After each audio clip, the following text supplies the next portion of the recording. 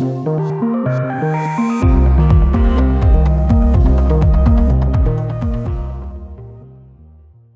this is Daniela Cambone. Welcome back to the Daniela Cambone Show. Today, we are taking a deep dive into analyzing and figuring out why President Donald Trump has set his sights on Canada. We all know he's threatened economic force with 25% tariffs, and he's even talked about Canada possibly becoming the 51st state. But why?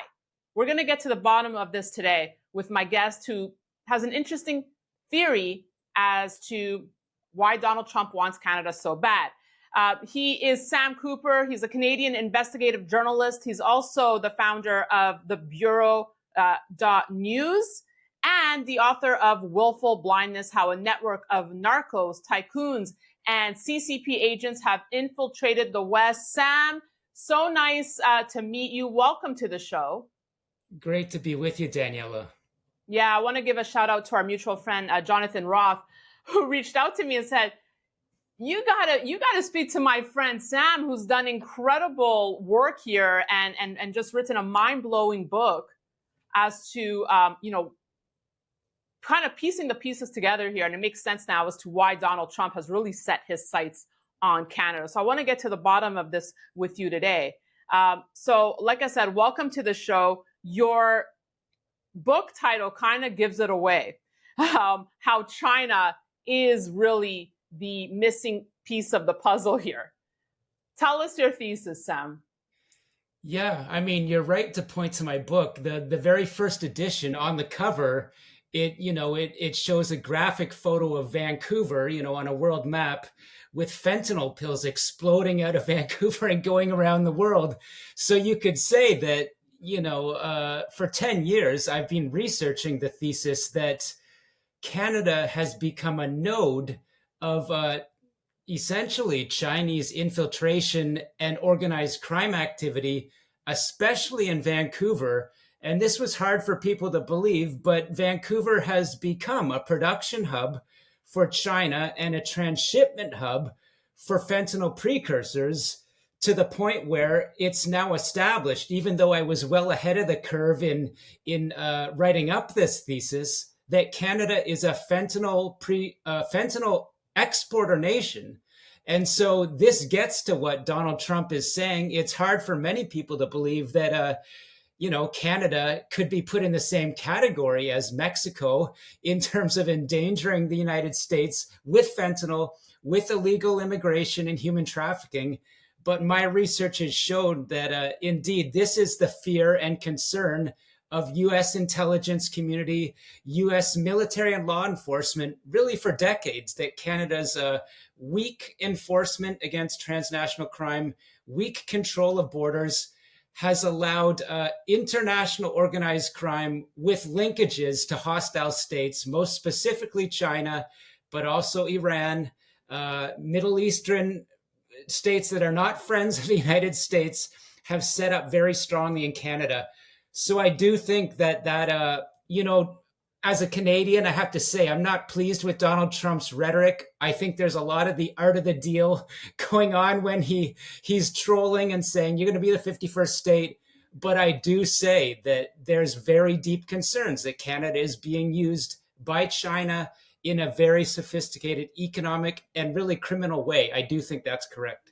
Wow. Well, you have just dropped a massive truth bomb for many who, I know that some are going to be watching saying, oh, we know this story. But for many, including myself, I had never seen it from this optic. So take us back, Sam, because you are an investigative journalist for Canadians. We've seen you on Global. You work for the Vancouver Sun, the province.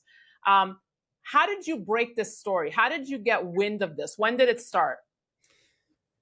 Well, it's been over 10 years of research. I mean, the short story is I started as a cub reporter with the Vancouver Province and Sun. I was, I like to follow financial markets. I cut my teeth sort of reading about the US subprime crisis and how financial fraud had torpedoed, the American dream. And I saw in Vancouver very much the Canadian dream was being destroyed. No one could afford homes.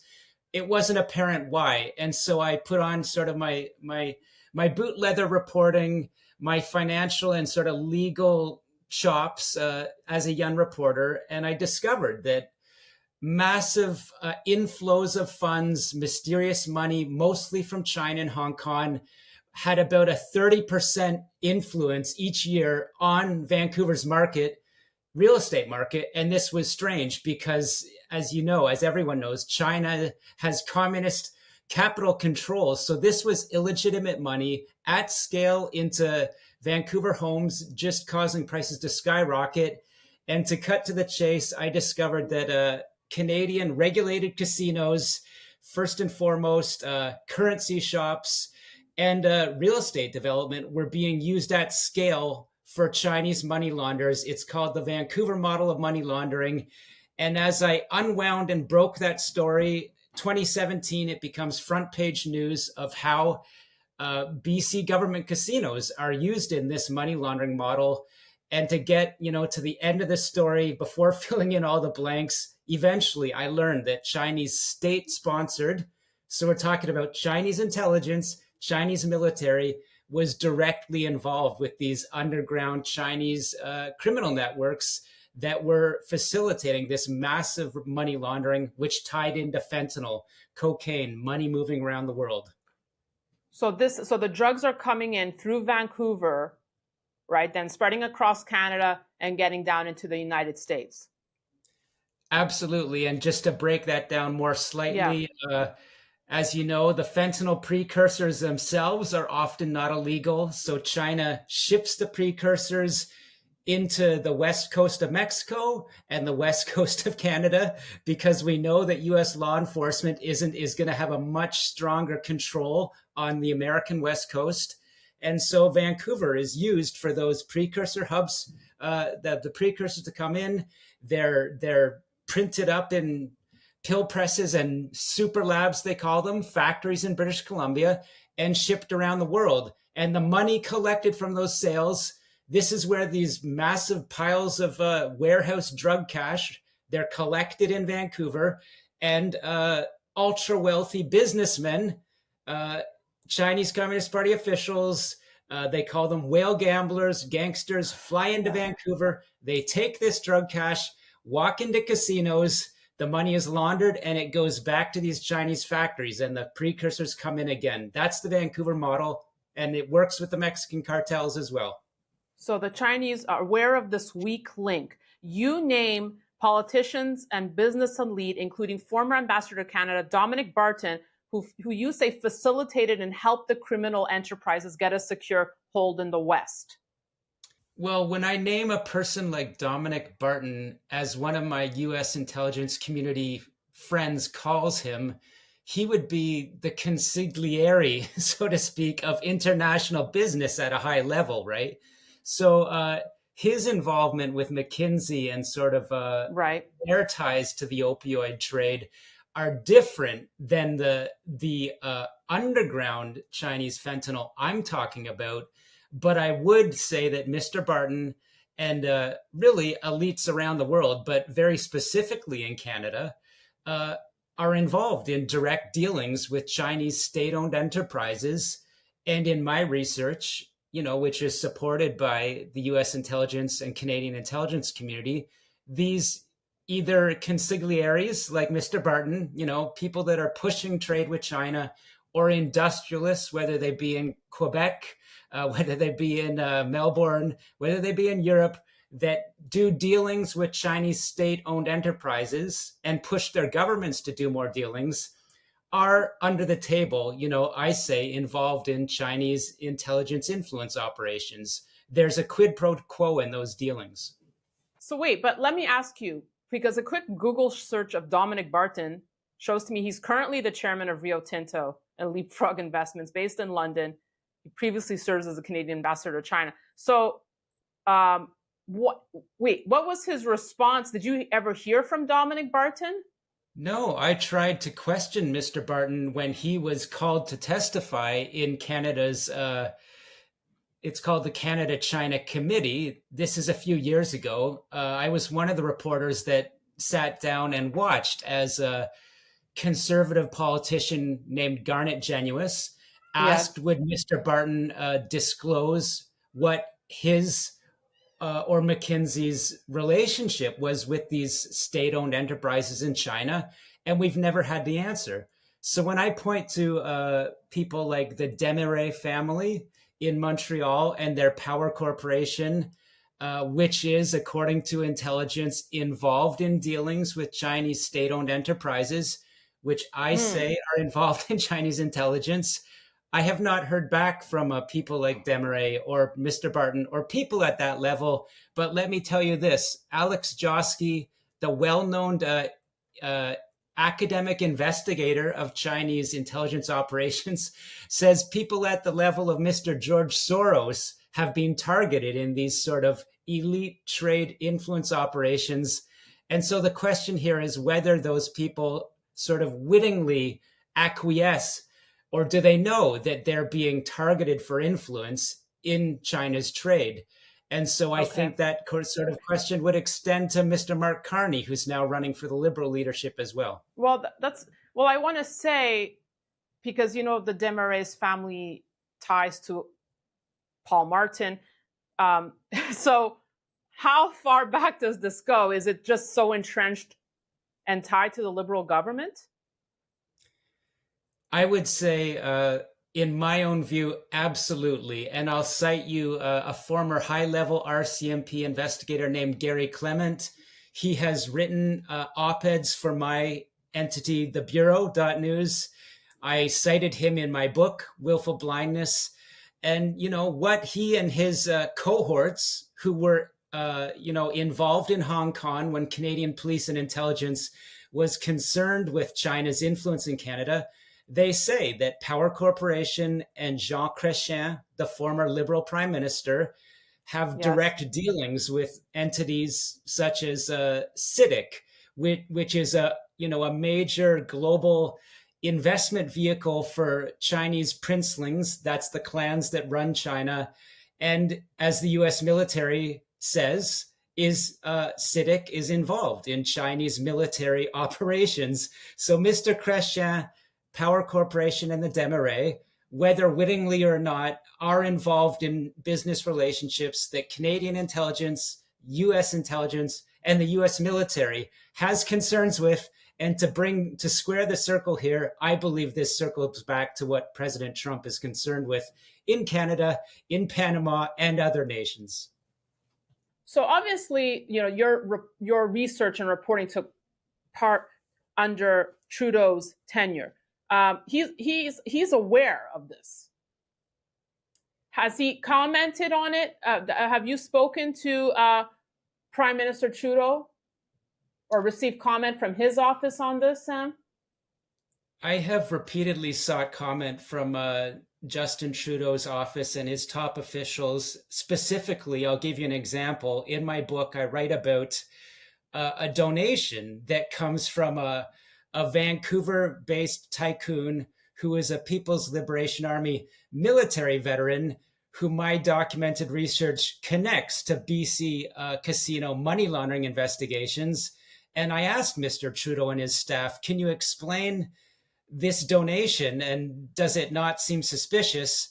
And essentially they give a boilerplate answer to the effect that the Liberal Party of Canada follows all relevant election financing rules.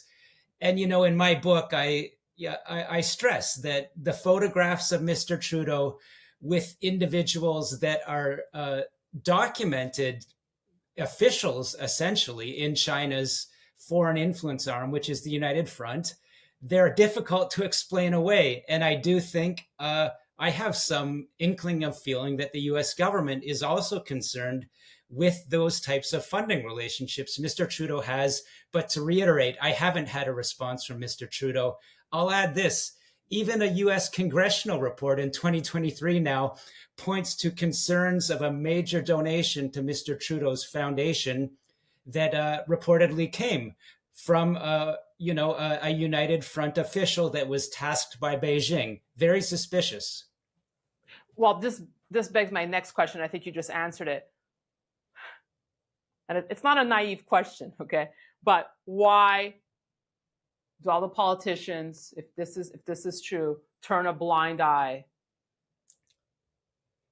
because it's just Yeah, lining their pockets, Sam? for me, there's a baseline here, and that's why my book was called Willful Blindness. At a high level, trade policy, whether it's in the United Kingdom now, whether it's been Germany, certainly Canada, even the United States, there are many elite business persons and politicians that push for those deeper trade ties with Beijing.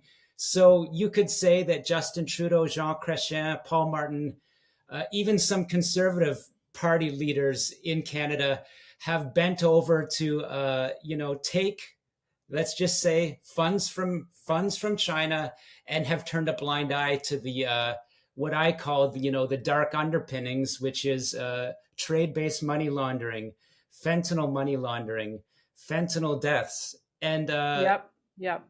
right. This is what Donald Trump is now saying. Well, but yeah, and I guess I wanted to say your question. Are there actual dirty payoffs? Old school bags of cash going to politicians? I was being a little diplomatic. I don't have the evidence that Mr. Trudeau has received a bag of cash in a back alley. Of course. But I do have the evidence that he's being funded by people that are connected to organized crime. That's indisputable. Trump has been clear about why he wants to do it to Mexico, citing China. Now, from what I've seen, he hasn't linked China to Canada yet. Obviously, he's aware of this backdoor, right? I mean, do you have any insights as to perhaps he has mentioned China? But like I said, from the reports I've seen, he hasn't tied China to Canada yet. Or why would he possibly not say it? That's a great question. I would go back in time by saying that I reported on a letter from Marco Rubio, now Secretary of State, a few months ago. He wrote to Canada's Trade Minister, Mary Ng, and said, why is Canada a backdoor for slave-produced goods in Xinjiang that have been blocked by the United States and then rerouted through Canada, transshipped, and come and stopped again at the U.S. border? So that's not about fentanyl, but that is about a now senior Trump official telling Canada's trade minister, you're not doing anything to stop these bad goods from China, and you're hurting the United States. So I do believe that Trump's office at a high level is concerned about China. Why he hasn't directly said, what lower level officials that I talk to say, that Canada triads that is Chinese organized crime in Toronto and Vancouver, are command and control for the fentanyl money laundering of the type that was run through Toronto Dominion Bank. They're the bosses of Mexican cartel money laundering in Canada, and that's very strange. Mr. Trump hasn't said that yet, but what he did say the other day, when reporters asked, are you just trying to, is this a ploy to get Canada to redo, its trade deal? And he said, no, there's massive fentanyl coming from Canada. And as you know, as everyone knows, that fentanyl originates in China. Amazing. This is amazing. So what's next for you? I mean, Sam, I always ask my fellow colleagues in journalism, you as an investigative reporter, were you ever tried to be silenced about your reporting? I was, and this is a story I'll tell you that really troubles me.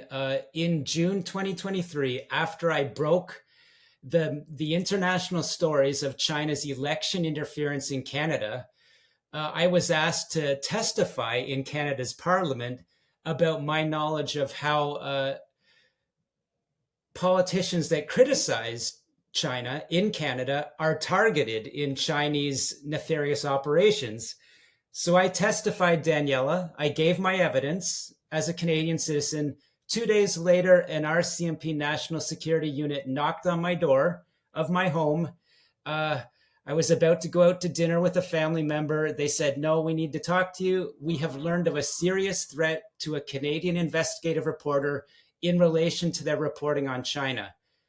Okay, this is 2 days after I fulfilled my duty as a citizen and said some pretty serious things in evidence in Canada's Parliament. So obviously I haven't been silenced, but my life has been altered. I had to take security measures. I live under certain threats, and I'll tell you, it's not just of the violent type, it's legal threats. How has it changed me? I just believe this is so important, not only for Canada, but I plan to report and have reported for the Bureau on these same issues in the United States. And, to be honest, Daniela, it hurts me to say it, but it's made my opinion of Canada's goodness as a state change since I received those warnings. It's made me think that, like a lot of Canadians that have the capacity, do I need to think about getting closer to being, involved in American business? Do I need to run my business from Canada if I'm not protected here? Sam, you are leaving me speechless and with goosebumps. I read a great op-ed the other day, to your point, a great op-ed about how Canada, for decades, we've lived off of this image of being like Switzerland, squeaky clean. Yeah. And now it's really come back to haunt us. Yeah. It's really come back to haunt us. And based on what you're saying, it's all just been one big mirage. And I feel that we're taught as Canadians that we're so good. We often have a kind of a elitist view to the people in the US, and we've been wrong. I believe that. Yeah. And to your point about customs, if I could just say one thing, because when people say, what do you miss about living in Canada? And there are many things about I miss, but probably the number one thing I don't miss is how I was routinely treated by Canadian customs agents. Not the land agents, but when you're flying into Canada. And this is where I think Canadian border gets it all wrong. They're so focused on what did you buy, right? As opposed to the American who are really just looking for guns and drugs. But the Canadians are so focused on, did you buy because I'm coming back from Europe, did you buy a new handbag? Looking through every square inch of my wallet to find a receipt. And it's like, it's so misplaced, because the main focus of the border should be exactly that: drug, guns, human trafficking. Not whether I bought a designer bag overseas. Anyways, I just wanted to vent that for a second. I'm happy you said that, because I just think we've been very small-minded as a nation. We're not looking at the big important things. We're focusing on the unimportant little details, and it's just I feel the same frustration. Just getting the third degree over just ridiculous petty issues. I found this interesting. What was your take on how, when the first instance of the threats of the tariffs, we saw Justin Trudeau immediately run to Mar-a-Lago and immediately just show all of Canada's cards, telling Donald Trump basically, well, if you do this, it will destroy Canada. In my opinion, just adding leverage to President Donald Trump. That's exactly what he wants to hear. Yeah. Trudeau didn't read The Art of the Deal, apparently. Right. But to your point, if this is all true and the reporting, like you say, and I believe what you've reported here, then President Donald Trump does have a right to go after Canada. And like you, as a Canadian, I'm saying it. Yeah, it's the same thing with Panama. People said, is he crazy? Why is he, is he going to take Panama? But I've already reported for over a year now, and I cited in my book that people that are very high level in Hong Kong, that is businessmen in shipping, are connected to Chinese military intelligence, and they're of course using Panama like a dirty laundromat in a way. And that's what, I do believe, if I want to get ahead of myself, what I hear from the US national security community is we're dangerously close to war with China, over the Taiwan issue. And I see that, as part of President Trump's very, for a Canadian, very rude language. I'm sure, Denmark is feeling the same way, but there are big things shaking and moving in the Yeah. world right now. What's next for you, Sam? I know you've launched the Bureau. What propelled you to launch this and kind of get away from the mainstream news? I mean, you were working for the big names up in Canada. Yeah, I was working for Global News. I had worked for the Vancouver Sun. I wanted to report more on the United States, perhaps from the United States. My book had launched as the #1 seller on Amazon in 2021. So that was indicating to me that my brand of detailed, rigorous journalism matched with the same sort of assessments that intelligence analysts make, high level geopolitics. I was always told, Danielle, in newsrooms, people don't want to read, this detailed, and I said, no, they do. And I proved it. My book did well. Exactly. Right. And so now I could do it on my own digital site. And, I can make my own partnerships as we're doing Absolutely. right now with great journalists. And the world is changing with podcasts. So I'm well positioned to do that. That was my plan. And so far, so good. Well, you're speaking to my soul, because that's the exact reason I had broken away from mainstream media many years ago. Sam, what's next for you? Are you gonna just keep reporting and following this case, or are you onto something new? What's next for you? Right now, I am focusing on this big story of, this Mexico, Canada, Donald Trump. Where is it going? And how does my leading knowledge fit in, to tell Canadians, Americans, what's behind the rhetoric and the negotiations. I plan to definitely report more from the United States in this coming year. My business may even change and become, more American connected. And so that's a big part of my, I plan to probably report from Taiwan later this year. That's a huge story as we move, unfortunately, closer to war. I have a lot of good contacts in Taiwan's government that would like me to report more. So that's what's coming up immediately for me this year. Wow.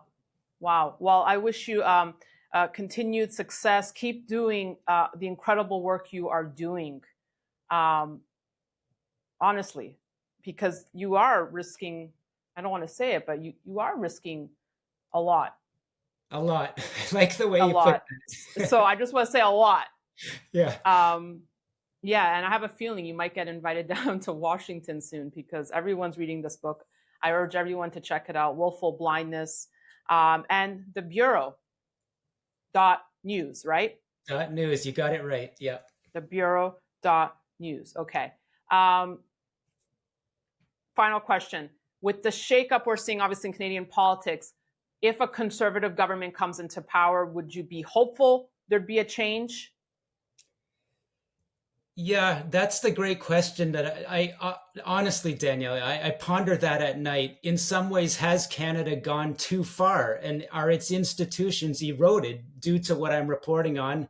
And I do think that, Alberta's premier has had a lot of good points, even though she's getting slammed for it in Canada by what I would call sort of a failed establishment.